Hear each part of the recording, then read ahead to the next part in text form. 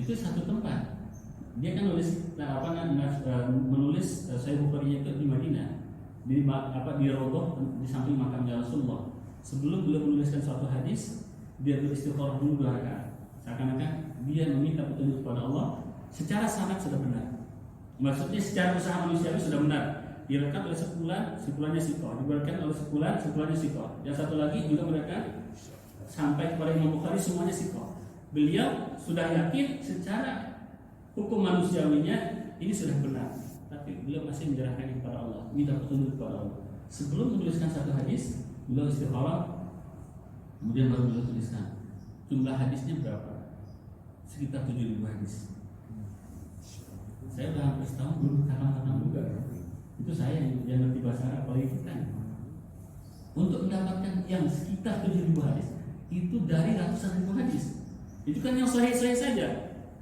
Jadi beliau katakan, aku mengumpulkan hadis ini, memilih hadis ini dari sekian ratus ribu hadis. Jadi itu adalah hadis pilihan. Hadis pilihan yang beliau susun, yang beliau pilihkan, dan beliau susun dengan dengan dengan pengaturan bab seperti dalam pembahasan fikih sudah diatur sedemikian rupa. Itu adalah hadis-hadis yang beliau pilih dari sekian ratus ribu hadis.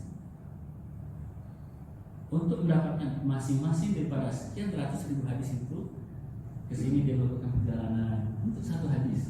Kadang dari satu sini dapat satu hadis, dari sini dapat 2 hadis, dari sana dapat 3 hadis, dari tempat lain dapat sekian hadis, sampai terhimpunlah sekian ratus ribu hadis. Dan daripada sekian ratus ribu hadis itu dia bukukanlah dengan setiap kali menuliskan hadis yang dia bukukan itu, dia beristikharah kepada Allah. Tapi selesai itu dalam 16 tahun. Kenapa yang bisa begitu? Karena ada hirsun, karena ada kegigihan, karena ada keinginan yang kuat. Kalau nggak ada dengan Allah, ya hadis arba'in mungkin sampai khatam kita nggak akan sampai kita khatam hayat kita nggak akan selesai kita. Atau Al-Quran, kalau nggak ada keinginan yang kuat, hanya angan-angan saja. Jadi kalau keinginan itu kalau diwujudkan itu namanya keinginan, tapi kalau seandainya ingin tapi tidak diwujudkan itu namanya angan-angan. Jadi kalau angan-angan saja sampai mati pun kita tidak akan bisa mewujudkan apa kita inginkan. Jadi zakat berhisun wajtihad. Wajtihad dan harus ada ijtihad. Jadi setelah kita punya kecerdasan itu dimulai dengan ya kayak Imam Malik, beliau berwudu dulu, fokus dulu. Dulu saya termasuk yang tidak suka juga begitu, terlalu ribet ya. Kalau kita baca aja lah gitu, sambil baca Quran, sambil tiduran, sambil apa gitu. Tapi lama-lama saya lihat kok apa yang dibaca itu sebentar hilang, sebentar pergi gitu. Memang Rasulullah tidak mewajibkan kita berwudu, tapi dengan adanya upaya kita untuk bisa fokus, untuk bisa lebih zakat tadi, itu membuahkan hasil, sehingga sesuatu yang didapatkan dengan situasi seperti itu biasanya hilangnya lama, bahkan bisa jadi tidak akan hilang. Imam Syafi'i juga demikian, susah hidupnya.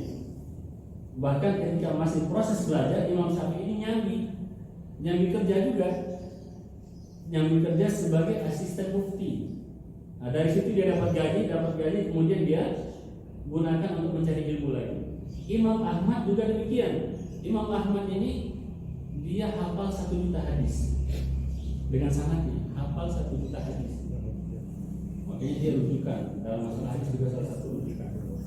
Beliau itu kalau melakukan pencarian hadis, habis bekal beliau tidak mengeluh.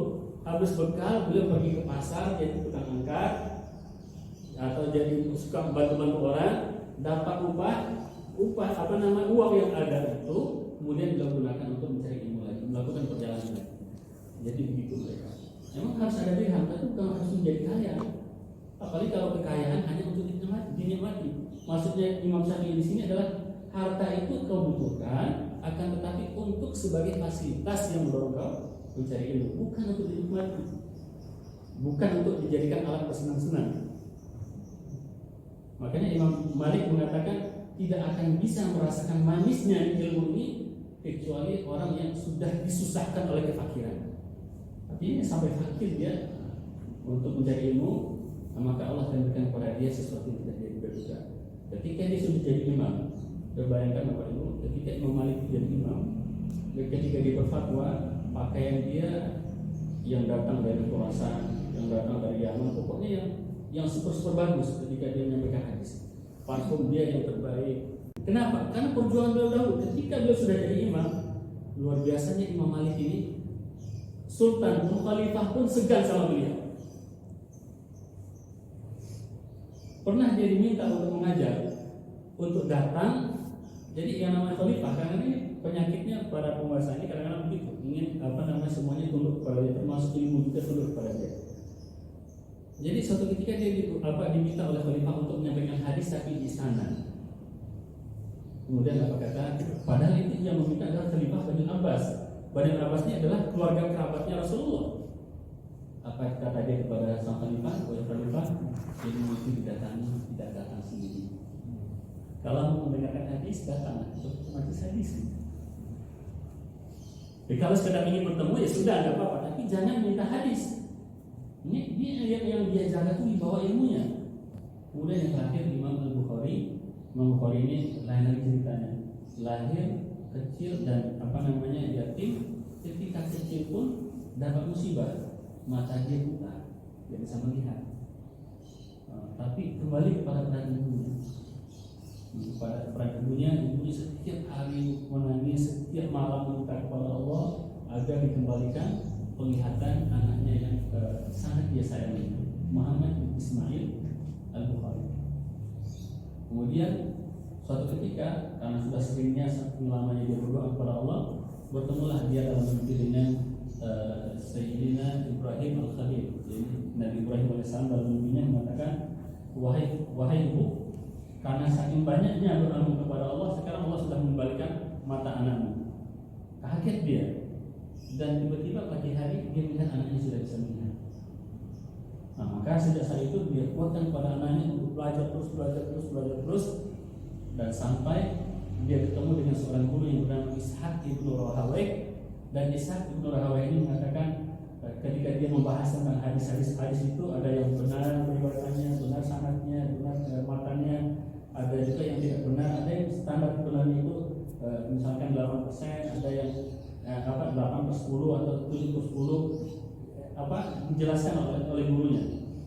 Kemudian gurunya mengatakan, kalau seandainya ada di antara mereka atau di antara siapapun yang ada yang bisa mengumpulkan hadis-hadis yang sahih saja, kata-kata itu nyantol di dalam hati Imam Bukhari. Maka kemudian Imam Bukhari mengatakan, sejak saat itu saya bertekad. Maka dia terus belajar, dan saking luar biasanya Imam Bukhari ini, jadi dibalik kesusahan dia sebagai anak yatim, sebagai orang miskin, Allah berikan kepada dia kelebihan.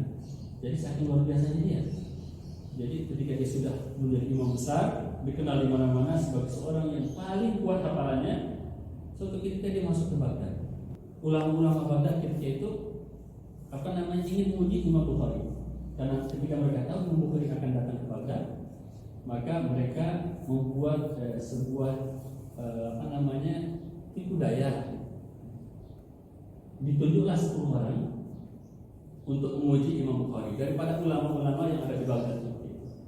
10 orang ini dibekali dengan 10 hadis. 10 hadis ini diputar balik matanya. Hadis yang satu matan dari sanadnya, sanad itu kan yang penyampai hadis. Dari sebulan. Dan itu harus hafal. Mau hadis itu harus hafal. Kita kadang-kadang malas bacanya, tapi itu harus hafal. Kemudian hadis yang kedua dari sebulan, hadisnya ini.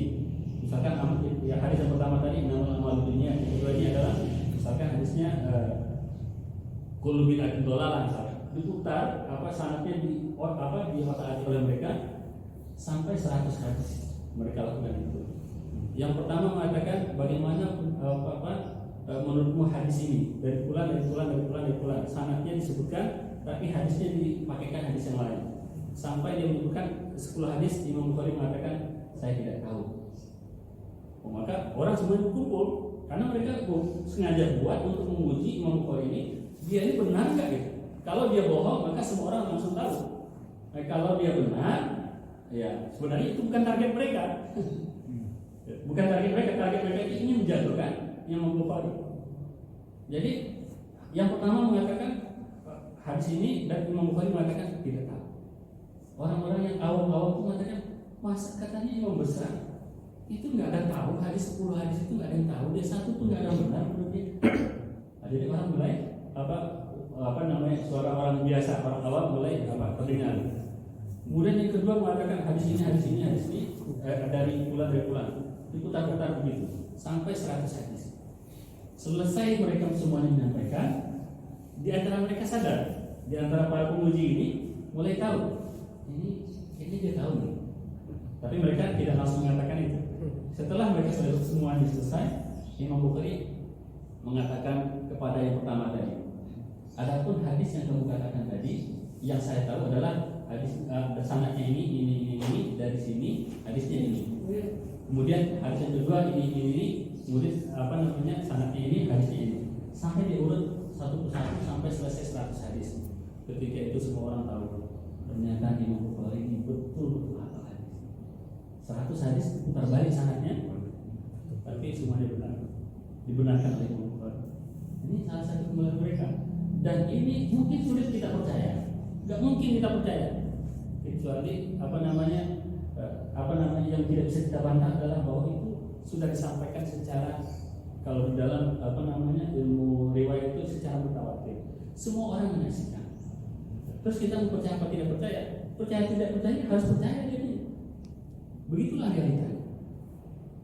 Nah, maka orang semuanya ketika seakan-akan itu mungkin cara Allah juga untuk memperkenalkan akan ada Sahih Bukhari yang tidak perlu diragukan kesahihannya. Kenapa? Karena hafalan daripada imamnya atau yang penulisnya itu sudah teruji, yang disaksikan oleh ribuan orang. Sehingga sejak kejadian itu nama Imam Bukhari itu sampai kemana-mana. Dia melewati masa anak-anak, masa kecil dengan kesubuhan, dengan keyakinan, dengan perjuangan. Maka kita juga yang mudah-mudahan bagi kita yang masih ada kesempatan, dan kesempatan itu selalu Allah berikan kepada kita sebenarnya. Kalaupun terlambat ataupun untuk adik-adik kita atau anak-anak kita yang masih awal-awal, maka mari kita memanfaatkan masa-masa ini. Masa depan kita itu ditentukan bukan oleh masa depan nanti, tapi bagaimana masanya itu kita buat dari sekarang, atau apa yang kita lakukan sekarang. Gak perlu banyak cita-cita, banyak yang sudah bercita-cita tapi nggak sampai cita-citanya. Tapi yang harus kita lakukan, kita harus terus berjuang. Kita harus terus berjuang. Kita punya keinginan boleh, wujudkan keinginan itu, tapi nggak usah digantung. Saya cita-cita harus begini. Kalau nggak begitu nanti saya nggak jadi. Seperti ada sebagian anak, dia mau jadi dokter, bapaknya nggak punya duit untuk memasukkan dia ke kampus dokter, ke kuliah kedokteran. Akhirnya karena dia merasa pintar, karena dia merasa hebat, dia kecewa sama bapaknya. Kalau bapak masukkan saya dulu berjuang dikit, ya pasti saya sudah jadi dokter sekarang, udah senang kita. Itu kata dia, belum tentu juga. Yang harus kita lakukan adalah kita berjuang. Maka nanti Allah akan menentukan hasil. Ini yang dapat kita ambil dari apa yang kita baca. Terima kasih kepada Bapak Rizky, Bapak, dan juga adik-adik yang lain. Ambil anak Bapak, selamat Ilham. Dan kita semua mudah-mudahan apa yang kita pelajari hari ini Allah berikan manfaat dan berkah untuk kita semua.